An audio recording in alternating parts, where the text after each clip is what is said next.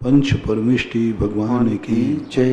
आचार्य श्री गुरुवर कुंद कुंद महाराज की जय। आचार्य श्री गुरुवर विद्या सागर महाराज की जय। परम पूज्य निर्यापक श्रवण मुनि श्री सुधा सागर जी महाराज की जय। कल अपना प्रसंग चला था, संबंधों के बीच में यदि विश्वास की चैंप हो तो वे संबंध चिरकाल तक टिकते हैं और एक दूसरे के लिए हितकारी होते हैं। और विश्वास रूपी चैंप के बिना वे संबंध दिखते तो हैं, लेकिन जिस समय संबंधों की जरूरत खड़ी होती है उस समय दोनों दूर खड़े दिखते हैं। बहुत बड़ी रहस्यमयी बात थी ये। जिनके बीच में विश्वास नहीं है और संबंध बने हुए हैं, विस्तार से कल बताया था, वे संबंध बने रहेंगे, दिखेंगे, लेकिन जिसके लिए संबंध किए थे जब वो मौका आएगा संबंध दूर खड़ा मिलेगा। तुम अकेले रह जाओगे और सोचोगे मैंने नहीं सोचा था कि यह व्यक्ति मेरे साथ ऐसा करेगा। फिर उस समय तुम क्या करोगे? इसलिए पहले से ही संबंध तोड़ दो ना।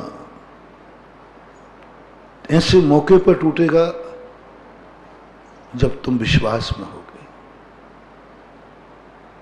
एक ऊंट की और एक सियार की बड़ी छोटी सी कहानी आती है आप लोगों के यहाँ, बच्चों की किताब में चलती है कि ऊंट के लिए फूट ककड़ी अच्छी लगती है तो वो डंगरा होता है। उधर एमपी उत्तर प्रदेश में डंगरा बोलते हैं, फूट ककड़ी बोलते हैं। वो बहुत प्रिय होती है उसको, ऊंट को। सियार भी खाता था। एक खेत में गया, खा रहा था। सियार का पेट भर गया। अब पेट भरने के बाद सियार क्या उआता है, बोलता है। वो आने लगा तो ऊंट कहता भाई थोड़ा चुप बैठ जा, मैं अपना पेट भर लूं कि नहीं, मैं बहुत, उसका पेट बड़ा है। सियार कहता नहीं मैं तो आऊंगा। वो आया, इतने में मालिक आ गया तो जम के ऊंट की पिटाई हुई। सियार तो वहां कोने पे खड़ा होके वहां रहा था। सियार ऊंट ने कहा भाई तूने तो पिटवा दिया। बोले मैं क्या करूं? अब बोलो साथ ही क्यों गए थे? साथ के लिए क्यों गए थे कि दोनों खाएंगे मिल करके, लेकिन जब मौका आया तो बाधक बोला। ऊंट भी कम नहीं था। ऊंट ने कहा अच्छा कोई बात नहीं। एक दिन ऊंट नदी किनारे दोनों जा रहे थे, दोस्त तो थे ही। संबंध देखना, बिना विश्वास का संबंध कैसा होता है। और वो नदी में गया तो बोले साहब मैं कैसे उतरूंगा, मैं तो छोटा हूं। बोले मेरी पीठ कब काम आएगी? ऊंट पे बैठ गया वो सियार, और बीच नदी में ऊंट कहता है मुझे तो लोरने का भाव हो रहा है, नहाने का, मैं तो बैठूंगा। सियार कहता मैं तो मर जाऊंगा। बोले तू मरे चाहे जिंदा रहे, मैं तो बैठूंगा। और सियार बैठ गया, ऊंट बैठ गया, सियार बह गया। संबंध कैसे रहे? एक संबंध ने पिटवा दिया और एक संबंध ने मरवा दिया। प्राय संसार के संबंध ऊंट और सियार जैसे हो गए। मौके पे काम नहीं आते, मौके पे हम दूर हो जाएंगे, हमारा कोई लेना देना नहीं, कोई लेना देना। नीति कहती है ऐसे संबंध ऐन मौके पर टूटेंगे, तुम्हें कष्ट उठाना पड़ेगा, पहले ही तोड़ दो, दोस्ती खत्म कर दो, संबंध तोड़ दो। क्योंकि संबंध ऐसे समय पर धोखा देंगे जिस समय तुम कहीं के नहीं रहोगे, क्योंकि उनके बीच में विश्वास की चैप नहीं है। और संसार के सारे संबंध ऐसे ही तो हो रहे हैं। कौन कब छोड़ के चला जा रहा है, जीवन भर का वायदा करता है रहने का, जीवन भर के, और लो साहब बीच में छोड़ के चले गए। कोई छोड़ करके अलग हो जाता है, कोई छोड़ करके मर जाता है। ये सब वही चीजें हैं। पूर्व भाव में जब दोनों ने संबंध बनाए थे तब बीच में चैप नहीं थी, बीच में विश्वास नहीं था, तो संबंध तो बना लेकिन बीज मझधार में छोड़ के चला गया। बाप बेटे को छोड़ के जा रहा है, बेटा बाप को छोड़ के जा रहा है, पति पत्नी को छोड़ के जा रहा है, पत्नी पत्नी को पति को छोड़ के जा रही है। सारे संबंध बीच में क्यों टूट रहे हैं? क्यों टूट रहे हैं? बनाए तो तुमने जीवन भर के लिए, साथ जिएंगे, साथ मरेंगे, साथ रहेंगे, लेकिन ये बीच में टूट जाते हैं। कहीं ना कहीं कोई चूक तो हुई है, कहीं ना कहीं वो चैंप की कमी रही है, वो चैंप पूरा नहीं लग पाया, थोड़े से हो गया। इसलिए हमारे जैनाचार्यों ने कहा, हे हो अंत्यवासिन, हे भव्य जीव, जो संबंध कभी भी टूट सकते हैं उस संबंध को तू छोड़ दे। साधु सारे संबंध क्यों तोड़ देता है? क्योंकि वो जानता है कभी भी टूट सकते हैं, और ऐसे समय पर टूटेंगे जब हम कहीं के नहीं रहेंगे। अभी तो हम दीक्षा लेने लायक हैं, अभी तो दीक्षा देने लायक हूं, अभी तो मुझे दीक्षा ले सकती हूं, ले सकता हूं। बहुत बड़ा सोच पंडित जी साहब आसादर जी ने लिखा। श्रावक जब गृहस्थी में प्रवेश करता है तो उन्होंने एक क्रिया लिखी कि तुम इसे किसी गुरु के पास ले जाओ। जिनसेन स्वामी ने भी कहा। गुरु कहते हैं, कहां जा रहा है, कहां जा रहा है तू? बोले संबंधियों के पास। मेरे संबंध है, मेरे माता पिता है, मेरे भाई बहन है, कुछ संबंधी हैं जो छोड़ के आया था, उनके पास पुनः जा रहा हूं। कुछ नए संबंध बनाऊंगा, विवाह करूंगा, बच्चे आदि परिवार सब होगा।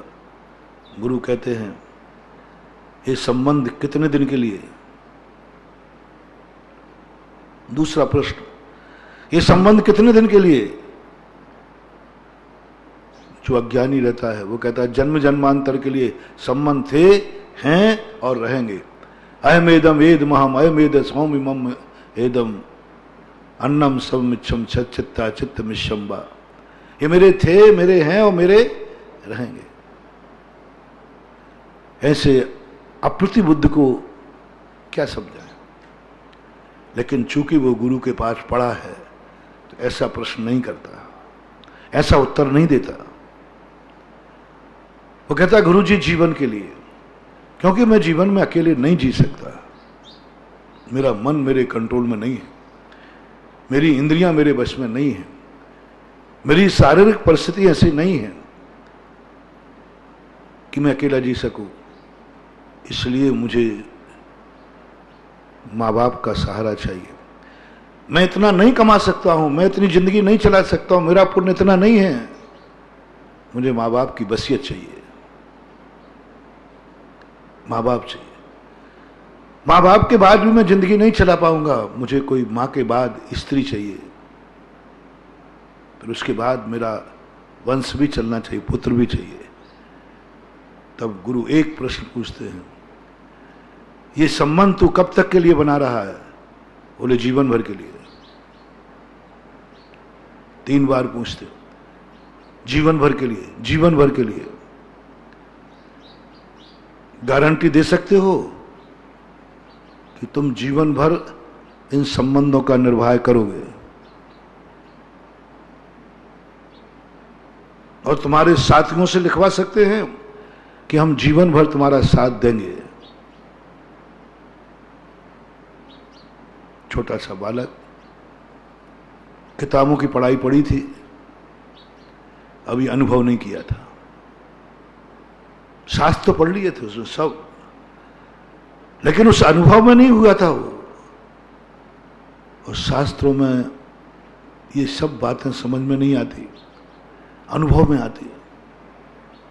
बोले तो पक्का ये देंगे साथ मेरा, वो मेरा साथ देंगे, मैं उनका साथ दूंगा, वायदा करूंगा, वचन लूंगा, और क्या चाहते पिताजी, गुरु जी, मैं लिखवा लूंगा। वायदा करो कि तुम मेरी जिंदगी भर साथ दोगे और मैं भी वायदा करूंगा जिंदगी भर साथ दोगे। बोले ये लिखा पढ़ी तो ना जाने वही खातों में कितने बार होती है, उधारी डूब जाती है, उधारी डूब जाती है। लिखवाने के बाद चलेगा कि नहीं, ये और लिखवा लेना कि मैं जब तक तुम नहीं मरोगे मैं भी नहीं मरूंगा।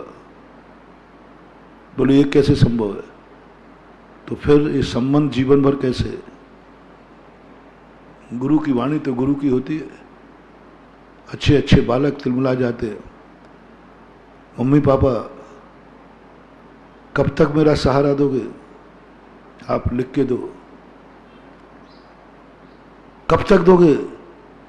बेटा कभी भी जा सकते हो, कभी भी जा सकता हूं। 6 महीने के बालक तो छोड़ के छोड़ो, ऐसे लोग मैंने देखे हैं गर्भ में बालक छोड़ करके मर गए। गर्भ में, और पहला गर्भ में बालक आया और मर गए, मरण को प्राप्त हो गए। कैसा है संबंध? कोई यदि गर्भ में बालक आकर के दीक्षा ले ले तो शायद सारी दुनिया में आलोचना हो। ये घटना हुई है हमारे साथ में। गर्भ पर तिलक लगा करके दीक्षा ले ली। वे बहुत महान आदमी, परिवार, उनकी पत्नी भी महान थी। उनका जाओ, मैंने जब तक रोका था, क्योंकि नारी शादी करती है तो मां बनने का भाव करती है, इसलिए मेरा काम हो गया। अब मैं तुम्हारे लिए मोक्ष मार्ग में बाधक नहीं बनूंगी, तो मैं रोकूंगी नहीं, मैं रोकूंगी नहीं। मुझे चाहिए थी संतान, मैं मां बन करके मरना चाहती हूं, न बन के जीना चाहती। कैसी होगी वो नारी? कैसी होगी वो नारी जिसने पति ने जब दीक्षा लेने की बात कही तो पत्नी ने कहा आप थोड़े लेट हो गए, आप विवाह करने के पहले बन जाते तो बहुत अच्छा रहता। अब तुमने विवाह कर ही लिया है तो थोड़े दिन और रुको, अब तुम्हें रुकना पड़ेगा, अब तुम ऐसे नहीं जा सकते। जाओगे तुम गलत मार्ग पर नहीं जा रहे हो, बहुत अच्छे मार्ग पर जा रहे हो, मैं भेजूंगी, लेकिन अब मुझे तुम मां बना के जाओगे, क्योंकि अब मैं किसी दूसरे से मां नहीं बन सकती। शादी के पहले जाते हम किसी के द्वारा विवाह हो सकता था, लेकिन मैंने तमन्ना बनाई शादी के समय आपको देख देख कर भाई मेरा बेटा भी ऐसा ही होगा, बस वो बेटा दे करके जाओ। जैसे ही गर्भ आया पत्नी खुद कहती है अब मैं ज्यादा अंतराय नहीं बनूंगी, जाइए कल्याण कीजिए।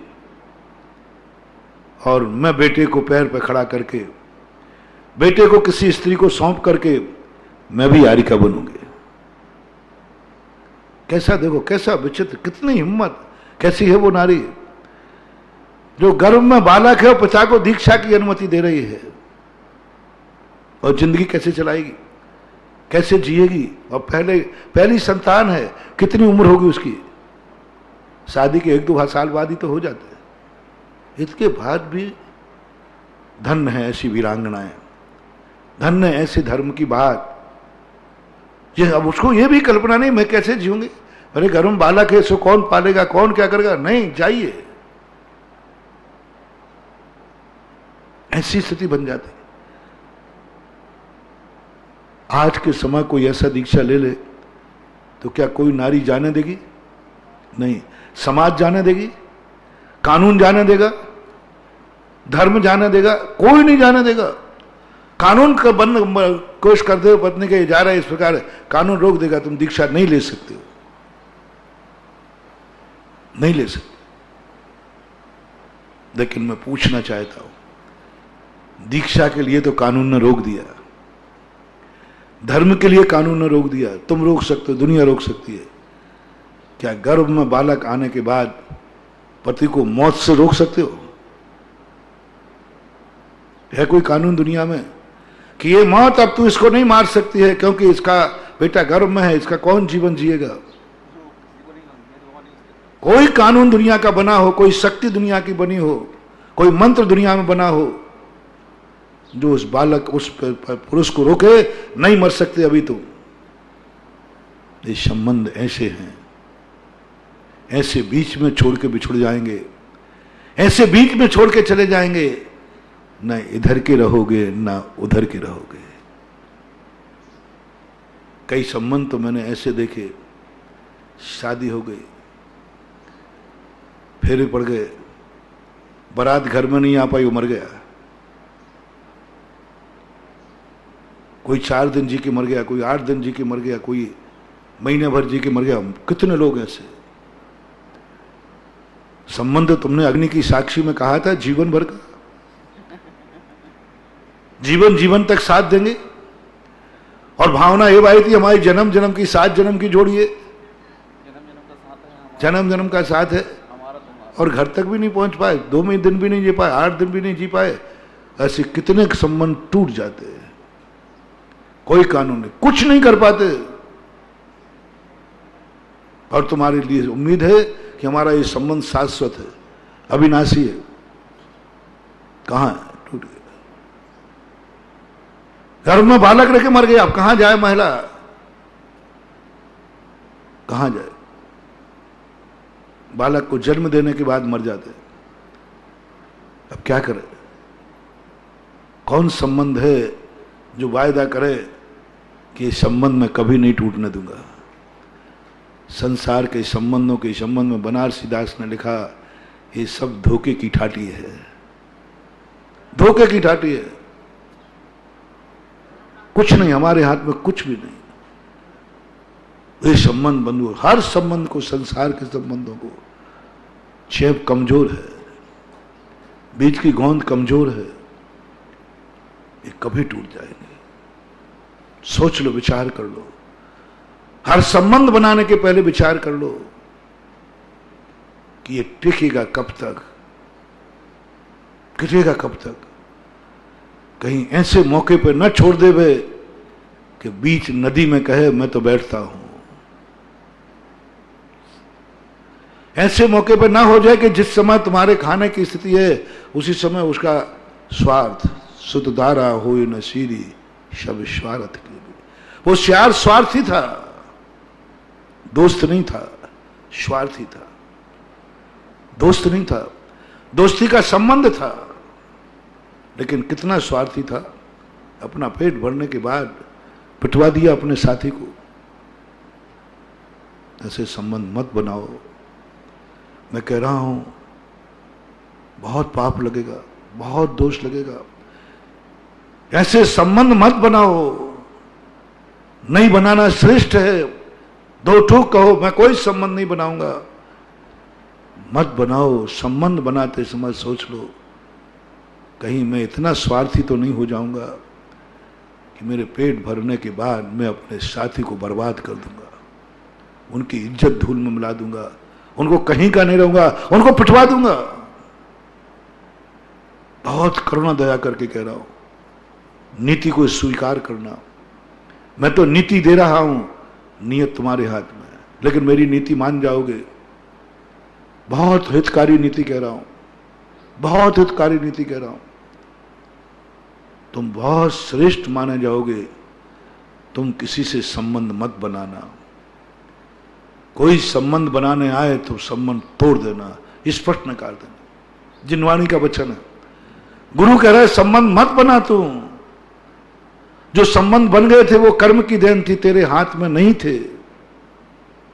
जन्म लेने के लिए मां बाप का संबंध तेरे हाथ में नहीं था, बन गया, बन गया। एक कर्म ने बना दिया। अब तू तो संबंध मत बना, क्योंकि तेरी मति सोच ले, निर्णय कर ले। तो कहता साहब अकेले मुझे डर लगता है, अकेले मैं नहीं जी पाऊंगा।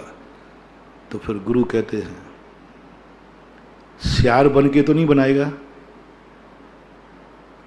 श्यार बन के तो नहीं बनेगा। पहले वायदा कर, नियम कर।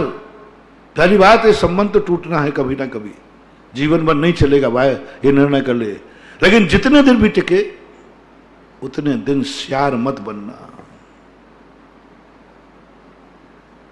सारे संसार के लोगों से हर संबंध में लगा लेना, भगवान और भक्त का भी लगाना, गुरु शिष्य का लगाना, साधर्मी साधर्मी में लगाना, भाई भाई में लगाना, बेटे बाप में लगाना, पड़ोसी में लगाना। सब में जितने संबंध हैं, सब में एक निर्णय करो, संबंध बनाने के पहले श्यार बन के मत बनाना।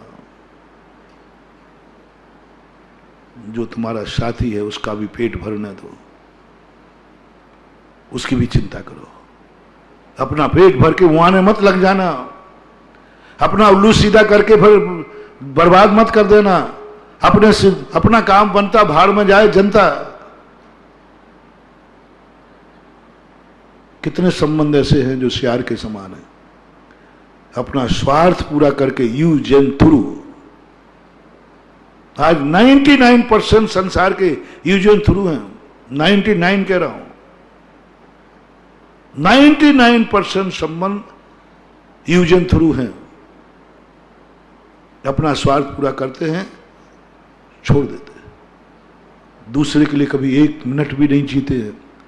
इसलिए मैंने परसों कहा था, संबंध यदि तुमने बनाए हैं कि ये मेरा है, तो कुछ उनको सोचो, कुछ उनको देखो, कुछ उनकी सुनो, कुछ उनसे बोलो, उनके लिए कुछ करो, उनके लिए कुछ करो, क्योंकि तुमने मेरा कहा है।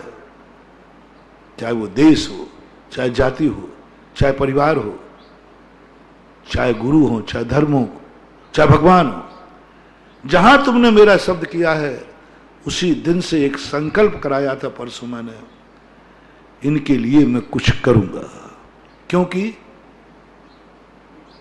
क्योंकि ये मेरे, बस मैं और कुछ नहीं कर रहा हूं, मैं किसी पर परोपकार नहीं करा रहा हूं, किसी से तुम्हारी चाकरी नहीं करा रहा हूं, क्योंकि तुमने कहा ये मेरे है, मेरे पिता की मेरी बल्दियत है, मेरा भाई है, मेरा बाप है, मेरा दोस्त है, मेरा राष्ट्र है, मेरा नागरिक है, मेरी मानव जाति है। जहां जहां तुम मेरा लगा सको, प्राणी मात्र मेरा है, वहां लगाना। जितना तुम्हारी कुवत हो, मेरे बनाने की जितनी कुवत हो, बस मेरा बनाने की मैंने मनाही नहीं की। आगम समर्थन करता है। आगम में एकाकी परिणाम नहीं है। सत्वेषु मैत्रीम गुणिशोक प्रमोदम। कहां संबंध तोड़ने की बात जैन दर्शन कहता है? कौन कहता है संबंध तोड़ो? संबंध तोड़ने की नहीं कह रहा है, संबंध कहता है उसको सिखा रहा हूं, बताता हूं, यदि तुमसे नहीं टूटता है तो मत तोड़ो, लेकिन विश्वास की चैन, मैत्रीपने का जो भाव है वो संबंध बनाओ। और संबंध मेरा शब्द जिससे भी कहना, आज के बाद नोट लगा लेना, जब भी किसी को मैं मेरा कहूंगा, तुरंत ये भी संकल्प करूंगा, इसके लिए मैं इतना करूंगा। बस उसके साथ होमवर्क दे रहा हूं। एक पत्थर को भी, एक गमले में पौधा भी, एक गमले का पौधा मेरा होगा, मेरे बगीचे का होगा, ये मेरी बगीचे की घास होगी, ये मेरे बगीचे का पौधा होगा, ये मेरा कुत्ता होगा, ये मेरी बिल्ली होगी, ये मेरी गाय होगी, ये मेरा पशु होगा, ये मेरा तोता होगा, जो कुछ भी है, जो कुछ भी है, ये मेरी पेंसिल होगी, ये मेरा कपड़ा होगा, ये मेरी गाड़ी होगी, ये मेरा जमीन होगा, ये मेरा मकान होगा। अचेतन भी ले लो, क्योंकि हमारे यहां संबंध दो के होते, सचित अचित और सचित अचित। जीवा जीवाधिकरण पूज्य वरुमा स्वामी महाराज ने कहा, अधिकरण दो है। अचेतन को भी, जिस पत्थर को तुम मेरा कहो, ये दीवार मेरी है, ये मकान मेरा है, ये पंखा मेरा है, ये लाइट मेरी है, ये घड़ी मेरी है, जो कुछ भी है, जहां जहां तुम्हारा मेरेपन का भाव आए, वहां मेरा शब्द बाद में बोलना, पहले ये निर्णय कर लेना कि इसको लिए मैं क्या कर सकूंगा, इसको मैं क्या दे सकूंगा, इसके संबंध में मेरे पास सोचने का समय है क्या? क्या कभी इसकी बात संबंध में कुछ विचार कर सकूंगा क्या? एक गमले में पौधा लगा दिया, यदि तुम्हारा नहीं है तो कोई उठा के ले जाए तो तुम रोकोगे तो नहीं? रोकोगे क्यों? मेरा है, पर पौधा तो लगा दिया, उसके संबंध में कितना सोचा तुमने? उसको कभी देखा? बताते हैं जंगल के पौधा अनाथों की तरह पलते हैं, अनाथों की तरह पलते हैं, और बगीचे के पौधा बेटे की तरह पलते हैं। बताते घरों के पौधे, महिलाएं जो माताएं होती हैं, उनको प्यार करना पड़ता है, वो उनको छूती हैं, और पानी देती है, वो लहराते हैं। वो घर का पौधा है, वो अनाथ नहीं है, वो सनाथ है। किसी ने उसको मेरा कह दिया है। ओहो, ये मेरा कहना कोई साधारण साधना नहीं है, साधारण शक्ति नहीं है। जिसको तुमने मेरा किया है वो सनाथ हो गया है। एक अनाथ को सनाथ बनाता है। मेरे शब्द की व्याख्या कर रहा हूं मैं, जिसकी हमारे शास्त्रों में बाद में निंदा की गई, तोड़ने की बात, वो बात में बताऊंगा मैं क्यों की गई। अभी तो तुम नहीं तोड़ पा रहे हो, तो मेरा शब्द कितना पावन पवित्र है, कितनी बड़ी साधना और तपस्या है। एक अनाथ बालक को उदाहरण दे रहा हूं। एक अनाथ बालक को कोई ने कहा, चिंता मत कर, तू अनाथ है, मैं तेरा पिता हूं, पालक हूं। बोलो, उस बालक को तुमने, उसका पुण्य कितना है। एक अनाथ बालक था, एक किसी ने बालक को जन्म देकर फेंक दिया, कुत्ते बिल्ली खाते थे, और तुमने गोदी में उठा लिया, उसका पालन किया। इसका पुण्य बताओ कितना है। मैं तो उससे लगाता हूं, एक चींटी को बचाने का इतना पुण्य, तो एक संगी पंचेंद्री को बचाने का कितना पुण्य। मैंने एक बार, अजमेरा जी थे भोपाल के, उन्होंने मातृछाया के संबंध बताया। मातृछाया होती, ऐसे वो बच्चे जो लोग नाजायज पैदा करते हैं, कितना बड़ा सोच था नाजायज बच्चों का, मार डालते हैं उनको, इसलिए कि मैं कहां ले जाऊं इसको। उन्होंने कहा, नहीं मारो मत, मुझे दे जाओ, तुम्हारा नाम भी नहीं आएगा, तुम्हारी इज्जत भी बचेगी, सब कुछ बचेगा, मुझे दे दो। मैंने कहा, ओहो अजमेरा जी, इससे बड़ा पुण्य क्या। मैं तो कहता हूं, हर नगर में तुम ये कहो कि दुनिया के नाजायज संबंध खत्म हो जाए, ना हुए हैं, ना हो रहे हैं और ना होंगे। चौथे काल में नाजायज संबंध हुए। कर्ण की क्या स्थिति थी, पांडु की क्या स्थिति थी, किस प्रकार की स्थितियां बनी, सबको मालूम है। चौथा काल था, चतुर्थ काल था, नेमिनाथ भगवान का काल था। पाप दुनिया में कभी खत्म हुए नहीं है। पापों को नहीं हटाया जा सकता है, पापी को बचाया जा सकता है। उपदेश पाप को नहीं होता, उपदेश पापी को होता है। घृणा पाप से की जाती है, पापी से नहीं की जाती है। कभी भी तुम कहो महाराज तुम खूब उपदेश दो, ये नाजायज संबंध खत्म हो जाए, भगवानों के उपदेशों का प्रभाव नहीं पड़ा, भगवानों के उपदेशों का प्रभाव नहीं पड़ा। एक बार आचार्य सिंह ने बहुत अच्छी बात कही थी, हम बूचड़ खाने नहीं रोक सकते, हम बूचड़ खाने नहीं रोक सकते, हमारी ताकत नहीं है, क्योंकि सरकार उनके साथ है, कानून उनके साथ है, लाइसेंस उनके पास है। ये हमारा अधिकार की बात नहीं। बूचड़ खाने के संबंध में लोग आए, महाराज जी यहाँ बूचड़ खाना, तो बोले अपन क्या कर सकते हैं, सरकार ने मान्यता दी होगी, सरकार की अनुमति लेके आ रहा है, क्या करोगे, कुछ नहीं कर सकते। और आचार्य महाराज जी, गुरु जी आपके पास आकर के भी हमें कोई उपाय नहीं, आप हमारे भगवान हैं, इस युग के भगवान हैं, हमारे आप सब कुछ है, आपके बिना मेरा कोई नहीं, हमें रास्ता दिखाओ। जब जनता परेशान हुई तो ऋषभदेव के पास गए थे, आज के समय आप ही मेरे हैं। आचार्य ने कहा मैं कुछ नहीं कर सकता, कुछ नहीं कर सकता। दुनिया में कोई आज तक ऐसा मंत्र नहीं बना जो बूचड़ खाने बंद करा दे, आज तक नहीं बना। भगवान के पास भी मंत्र नहीं था। तीर्थंकर जिस समय थे उस समय भी हत्याएं होती थी, मर्डर होते थे, मांसाहार थे, चौथे काल में मांसाहार थे।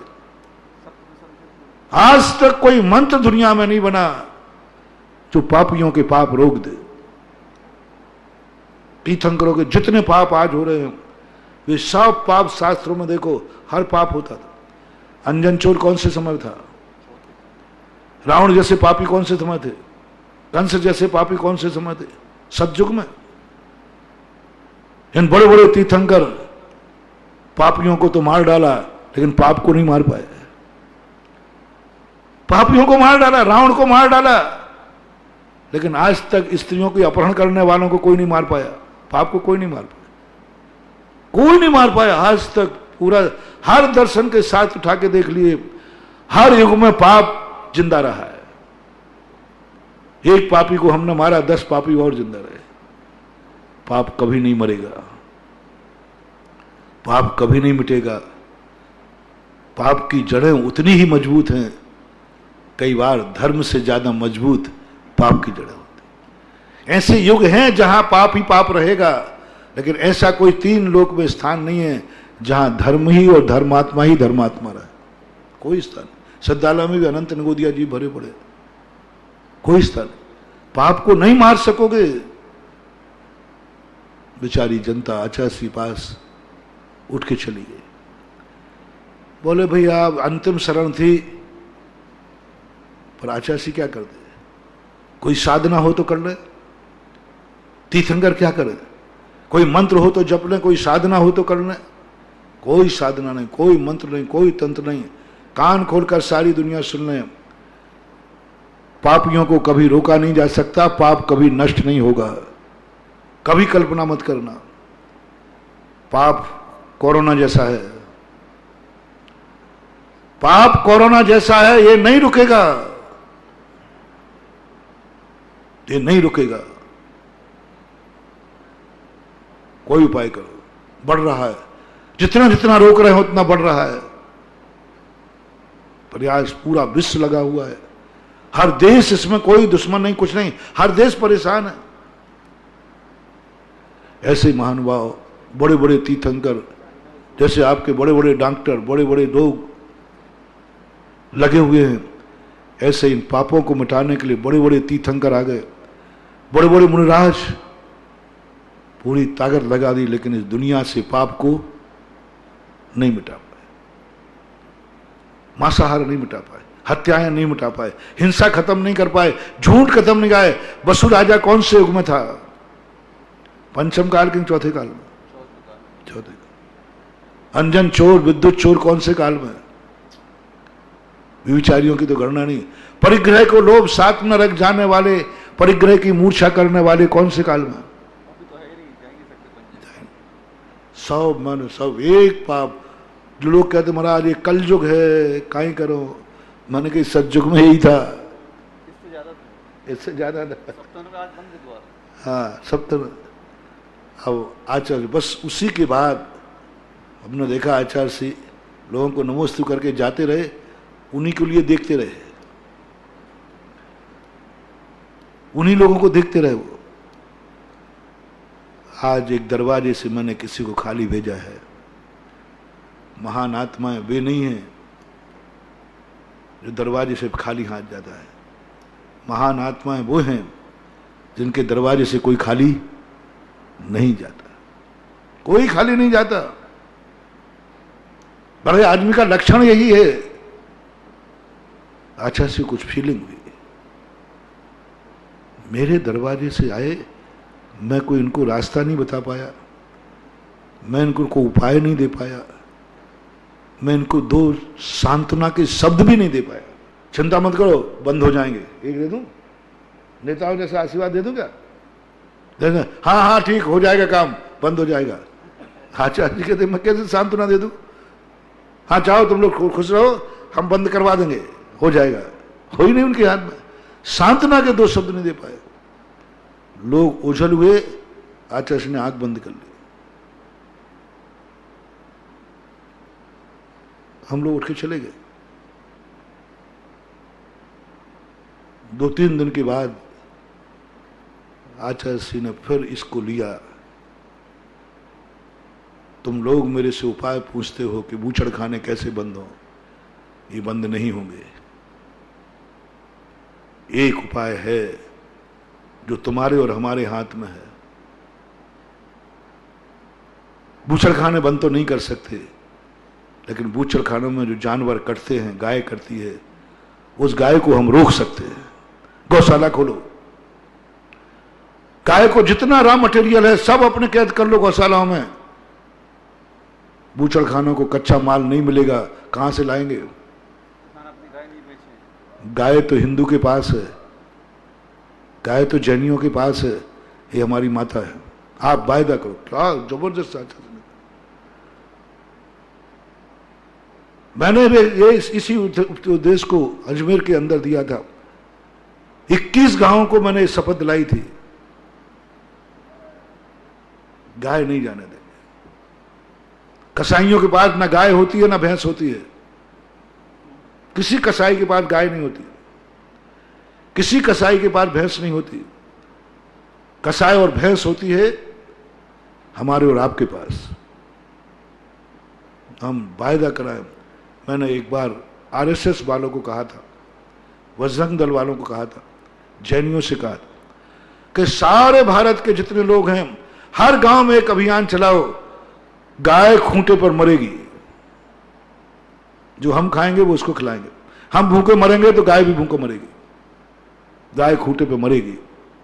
एक नारा लगाना है बस सारे विश्व को, गाय खूंटे पे मरेगी, जहां जन्मी है, जहां जी है, जहां उसने दूध दिया है, वही मरेगी। जिस जीव का जहां जन्म हुआ है उसको ऐसे ही अधिकार मिलना चाहिए। जैसा एक बेटा तुम्हारी गोदी में जन्म जाता है तो तुम्हारी वसीयत का अधिकारी हो जाता है। एक बेटा आपके घर में जन्म जाए तो उसके कितने अधिकार हैं? संपूर्ण अधिकार, संपत्ति पर अधिकार, वारिस अधिकार। बस जो जिस घर में बछड़ा जन्मेगा, बछड़ी जन्मेगी, वो उस घर का बेटा और बेटी होगी, उसको पूरा अधिकार होगा, वो यही मरेगी। अब ये परिवार का एक सदस्य है, परिवार का एक सदस्य है। यदि ये नारा, मात्र एक नारा चला जाए, सारे विश्व के अंदर एक गाय एक भैंस कट जाए तो गारंटी मैं लेता हूं, क्योंकि कसाईयों के यहां गाय भैंस है ही नहीं। एक मां चौराहे पर लुट गई, लोगों ने कहा मंत्री से इस्तीफा लो, लुटेरे को पकड़ो। संत के पास गए, साहब आप ऐसा ऐसा हो गया कल, तो वो तो ठीक है, तो साहब आप भी समर्थन करो, नेताओं के इस्तीफा लो, चोर को पकड़ो। मैंने कहा चोर को तो मैं पकड़वाऊंगा, पहले ये पूछो उस माँ का कोई बेटा है कि नहीं। बोले है, तो उस बेटे को पकड़ो पहले, कि उस बेटे ने, जिस बेटे ने माँ को रात के 12 बजे घर से निकाल दिया है, पहले बेटे को पकड़ो। चोर पकड़ भी लोगे तो भी ये घटनाएं घटती रहेंगी। सबसे बड़ा पापी संसार में है जिसके घर में गाय जन्मी है, उसने उसको बेच दिया है। सबसे बड़ा कसाई दुनिया का, सबसे बड़ा कसाई।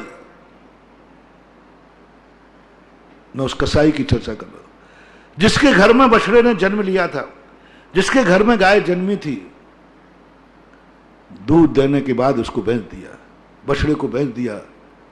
उसको वही पाप लगेगा जिसे बेटे को बेचने का पाप लगता है, बेटी को बेचने का पाप लगता है। और यदि वो कटने चला गया तो उसको वही पाप लगेगा जो बेटे की हत्या का पाप लगता है, क्योंकि दोनों में कोई अंतर नहीं। तुम्हारे घर में जन्मा है वो, तुम्हारे नगर में जन्मा है वो, तुम्हारे गांव में जन्मा है वो, तुम्हारी सीमा में, नगर पालिका की सीमा में जन्मा है वो वहां का नागरिक है।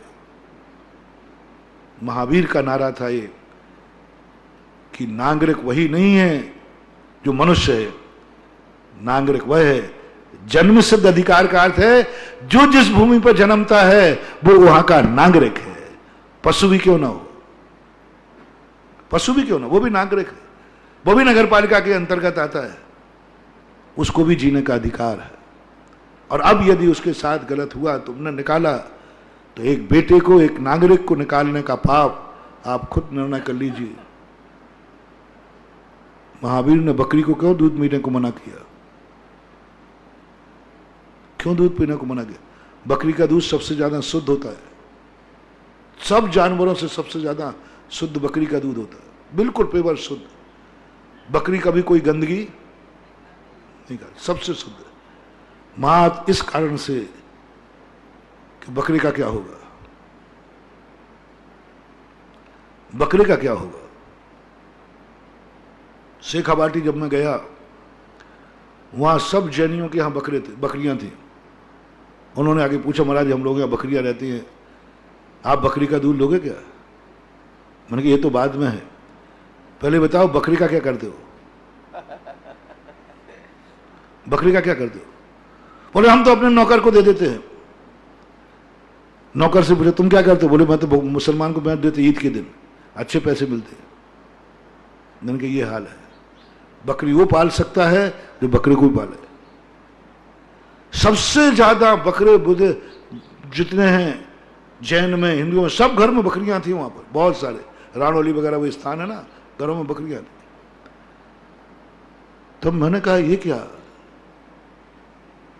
ऐसा कैसे कर रहे हो तुम? बकरा तुम्हारे यहां जन्मता है, तुम्हारे बेटे के समान है, और तुम नौकर को दे दे? कभी बेटे को नौकर को दिया क्या तुमने? बोले नहीं दिया। तो पर ये भी बेटा है। एक जैनी के मन में ये भाव आया, जैनी है या कोई है दूसरा, उसने सोचा कि ये तो मामला ठीक नहीं, दूध तो पी ले बकरी का, बेटे को कसाई दे। बकरा साला खोली, बकरा साला, क्योंकि लोगों को बकरियां बंद तो करा नहीं सकते। उन्होंने कहा ठीक है, बकरी तुम रखो, दूध तुम पियो, बकरे को कसाई को मत बेचो। 2000 बकरे हैं यहीं पास में, मकराना से आगे जाओ तो एक मारोट के पास बकरा साला है। वो व्यक्ति मिला, बोले महाराज जी मुझे आप जैसा जो आपने देखा यही। मैंने कहा सारे लोग बकरी का दूध पीते, बकरे कसाई को पहनते थे। तो बोले मुझे तो ऐसा लगा गाय से भी ज्यादा महत्वपूर्ण बकरे को बचाना है। मैंने बहुत खुशी हुई, ये है दयालु। बकरा साला, बकरे बकरे हो उसमें, जिंदगी जीते आराम से, अपनी मौत मरते। ये उदाहरण दे रहा हूं मैं। इसी प्रकार से जब गाय का दूध, बकरी का दूध हम लोगों ने इसलिए त्याग दिया कि उस निमित्त से बहुत नुकसान हो सकता है। गाय को तुम बेच रहे हो, गाय के बछड़ों को बेच रहे हो, नहीं, उसको जन्म सिद्ध अधिकार। मात एक नारा विश्व का लगे, गाय का जब बछड़ा जो भी जन्मेगा, जिस खूटे पे जन्मेगा वहां का मालिक होगा, बेटा होगा, वसीयत का अधिकारी होगा, एक हिस्सा उसका भी होगा, एक हिस्सा उसका भी होगा। 15-20 साल जीता है, ज्यादा जीता भी नहीं बेचारा, 15-20 साल वही जिएगा, क्योंकि ये मेरी सीमा में जन्मा है, मेरे घर में जन्मा है। कितनी बड़ी बात हो जाएगी।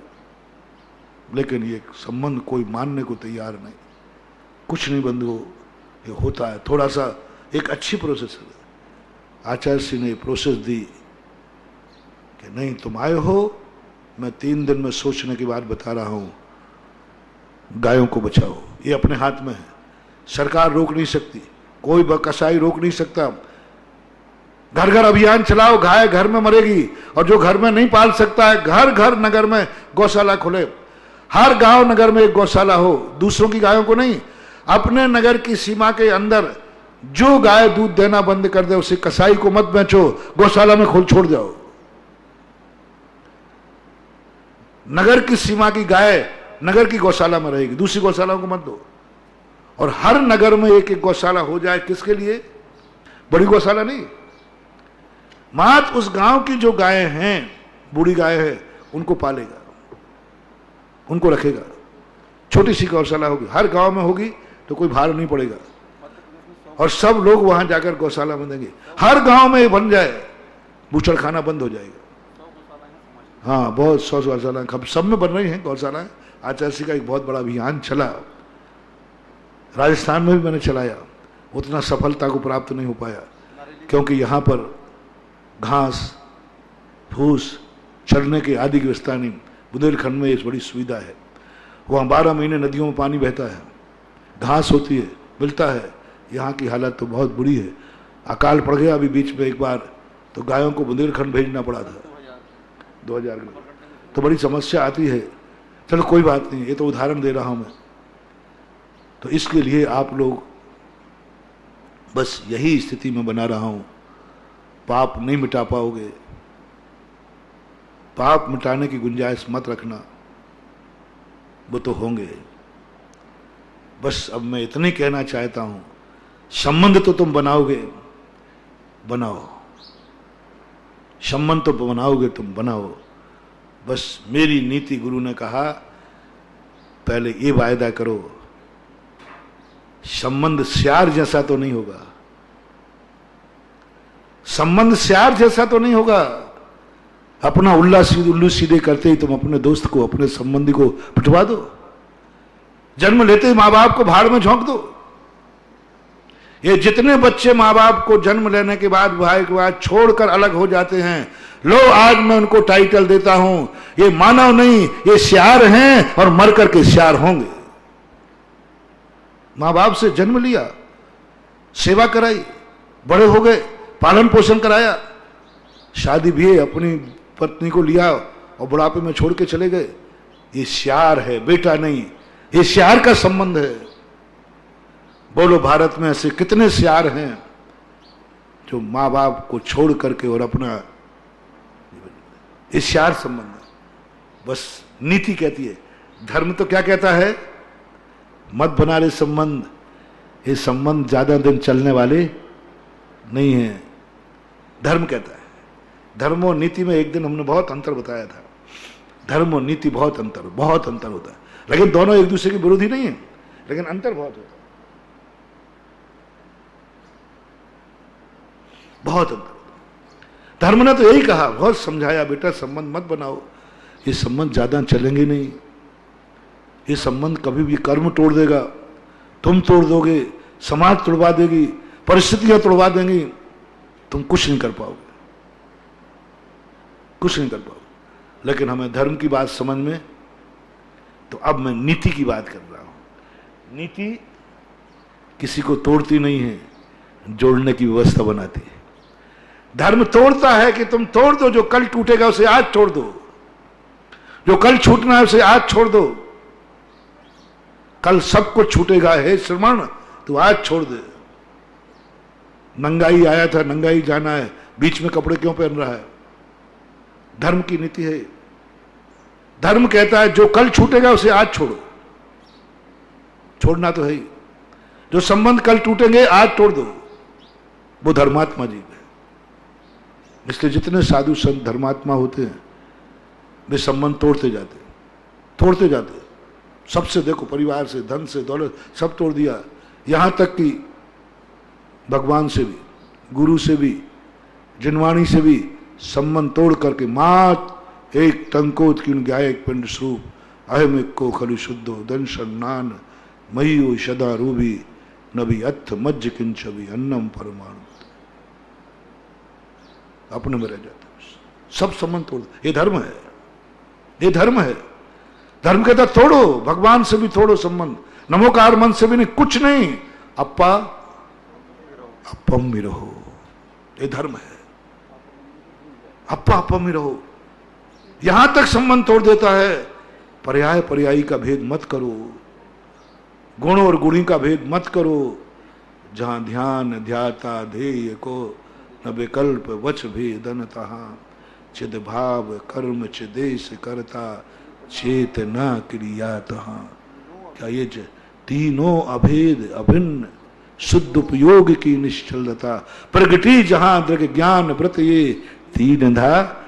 ये 5-7 पंक्तियां ऐसी लगती हैं जब भी पढ़ता हूं, ये परम पैनी से शुरू होती है।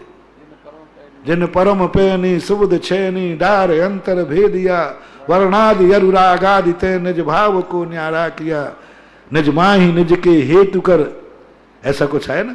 फिर आगे जब वो कहते हैं प्रमाण नय निक्षेप को ना उद्योते अनुभव में देखे, वाह मर गए उन प्रमाण नयों को पढ़ करके।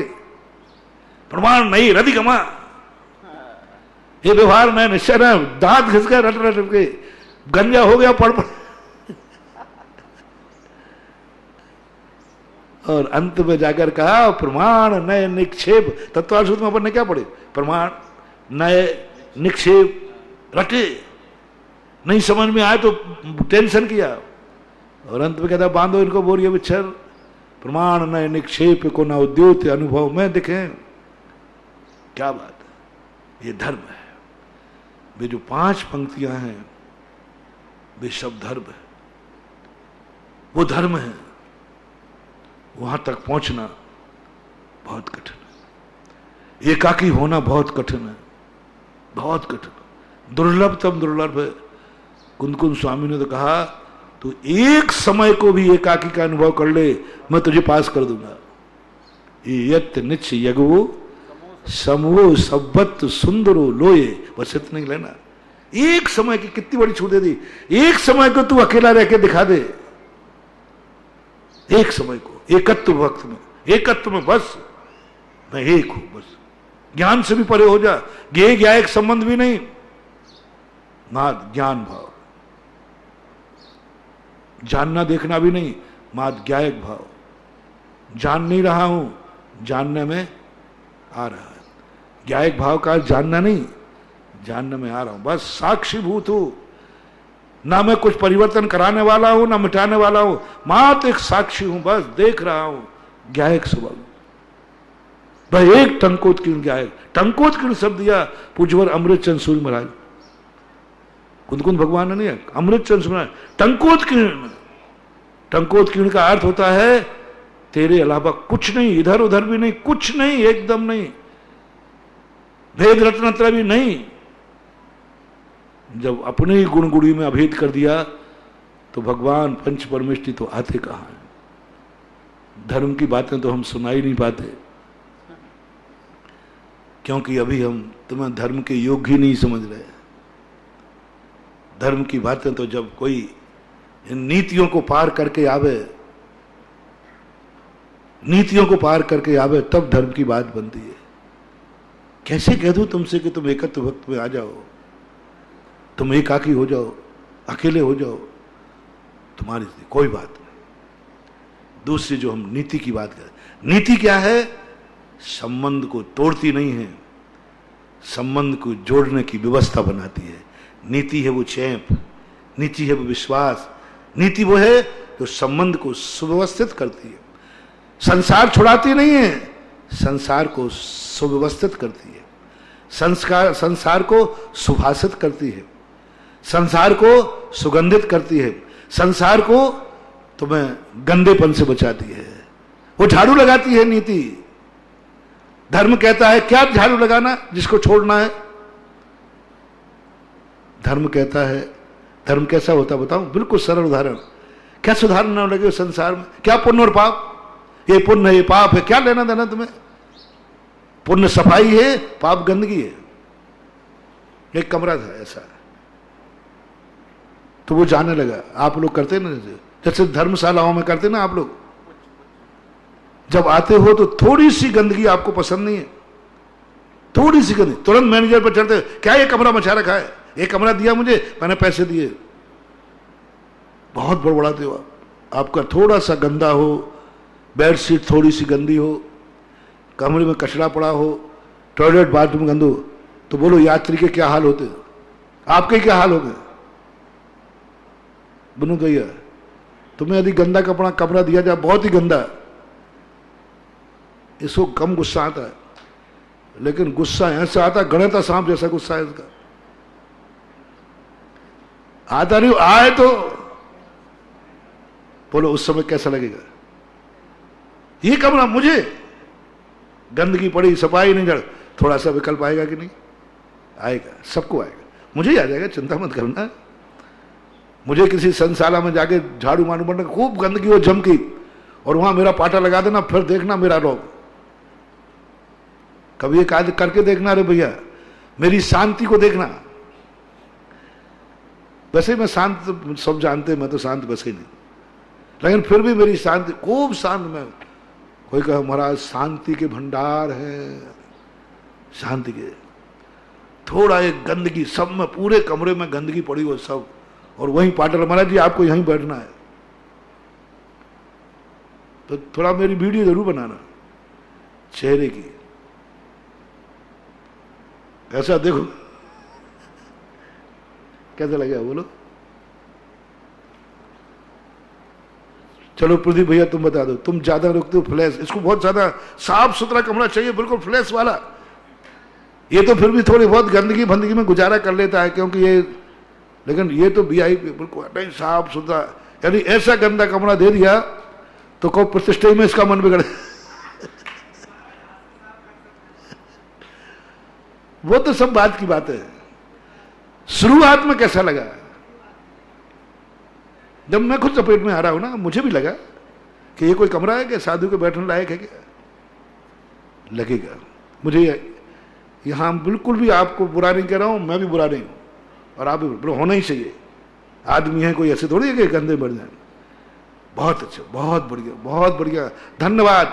मुझे भी धन्यवाद कि मुझे गंदा कमरा देने पर मुझे गुस्सा आया। तुम्हें भी धन्यवाद, तुम्हें भी धन्यवाद। होना चाहिए, आदमी है कोई ऐसे थोड़ी। बस अब यहां पर देखना, आप आशीर्वाद मिल गया है, अब गाल तैयार करना है जम के। क्या जाते समय भी सोचते हो कि मैं कमरे को इतनी सुंदर साफ करके छोड़ के जाऊंगा जैसा मुझे मिला था? जैसा मिला था मुझे कितना साफ सुथरा कमरा मिला था, कितना बढ़िया मिला था। जाते समय कमेटियों से पूछता हूं, मैनेजर से पूछता हूं, किस यात्री ने जितना साफ सुथरा कमरा तुमने दिया था उतना ही साफ सुथरा करके तुम्हें सौंप गया? समय आपका हो गया? हाँ हो गया भाई, मैं ध्यान नहीं दिया। चलो कोई बात नहीं, अब कमरों की सफाई में लग गया तो टाइम कहां पता चलेगा। सफाई में टाइम लग गया। चलो कोई बात नहीं, अपन करेंगे चर्चा और करेंगे। अभी इतनी सब समझ लें, कभी ऐसा मिले देखना। अभी अपने संबंधों की बात चल रही है और धर्म और नीति की बात चल रही है। आज अपन ने धर्म और नीति को थोड़ा समझा और समझाने का प्रयास करूंगा। महावीर भगवान की